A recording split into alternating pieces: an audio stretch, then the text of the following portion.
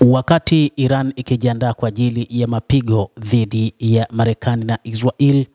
Marekani nayo inazidi kuonyesha mazingira ya kuandaa mapigano zaidi. Wakati huu Marekani inashusha ndege kubwa ya US C-5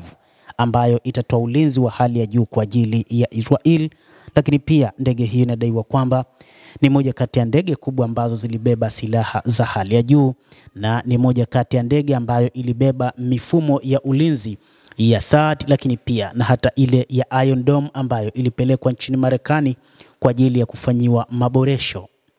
Mnamo Aprili 5 mwaka huu 2025, ndege ya jeshi la anga la Marekani ya C-5M Super Galaxy, mojawapo ya ndege kubwa zaidi za usafiri wa kijeshi duniani, ilifika katika kambi ya Nevatim kusini mwa Israel. Hata hivyo, ndege hiyo ambayo ilitua katika eneo hilo la kambi ya Nevatim, ambapo ilikuwa imebeba mifumo ya ulinzi wa eneo ya hali ya juu ya urefu wa jeshi la Marekani unaojulikana kama THAAD, ambao imetumwa katika eneo la Negev miongoni mwa kambi za nchini Marekani, na ni moja kati ya kambi ambazo zililengwa na Iran wakati wa shambulizi lake katika operesheni yake ya Ahadi ya Kweli nambari 2. Katika operesheni yake ya Ahadi ya Kweli nambari 2 iliyofanyika Oktoba mosi mwaka 2024. Ikiondoka katika kituo cha ndege cha Ramstein nchini Ujerumani, ndege hiyo ilirejea katika asili yake baada ya kukamilisha misheni kama hiyo iliyofuatwa na Flight Radar 24.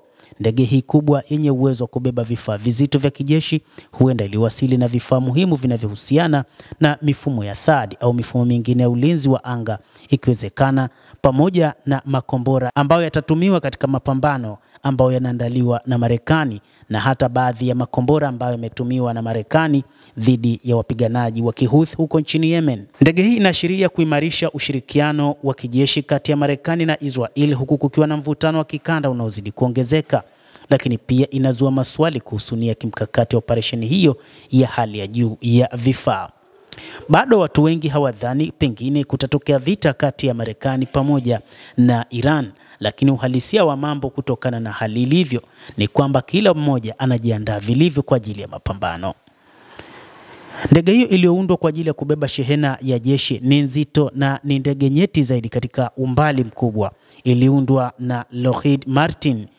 Chombo hiki cha kimkakati cha kusafirisha ndege kina urefu wa futi 247 na mabawa ya takribani futi 223. Injini zake 4 za General Electric TF39 ziliboreshwa katika lahaja ya C-5M hadi F138-GE-100 yenye ufanisi zaidi na hutoa msukumo wa pamoja wa zaidi ya pound 200,000 kuwezesha ndege kubeba mzigo wa juu zaidi wa takribani pound 281,000 sawa na zaidi ya tani 120. Ndege hii inadaiwa kwamba imebeba shehena ya silaha nzito na imebeba baadhi ya makombora mazito ambayo huenda Marekani itashirikiana na Israel kwa ajili ya mapambano dhidi ya Iran, na hivyo baadhi ya mambo hayakuelezwa, lakini moja kati ya mambo ambayo yamedokezwa ambayo pia huenda ikawa imebebwa ni pamoja na mifumo ya ulinzi wa anga ya THAAD, lakini pia pamoja